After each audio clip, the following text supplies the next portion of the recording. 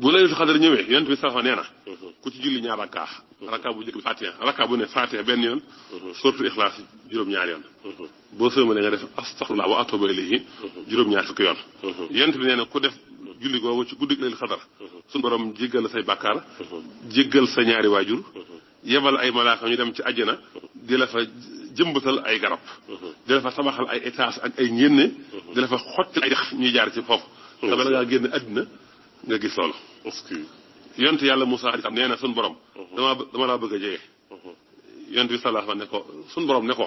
ñu bëgg a jege daal mooy ki yeew guddi laylatul xadar di ma jaamu mu ne ko damaa bëgg sa yërmaande mu ne ko sama yërmaande daal ñenn ki yërëm miskin yi ci guddi laylatul xadar mu ne ko damaa bëgg a jéggi siraat mel ne melax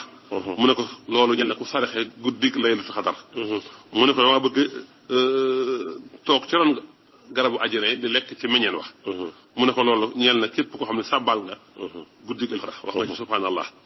daal ne ko damaa bëgg mucc sawar yonent yàlla Musaa wax loolu mu ne ko mucc sawar nag defal naa ko ñi jéggalul yaa ñi may jéggalu guddi laylatul xadar mu ne ko damaa bëgg sa ngërëm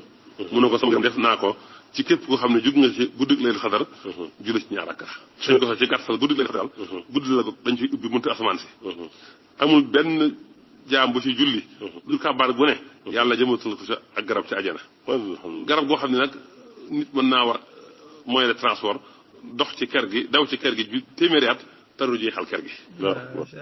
bu laylatul xadar ñëwee yonent bi sallallahu nee na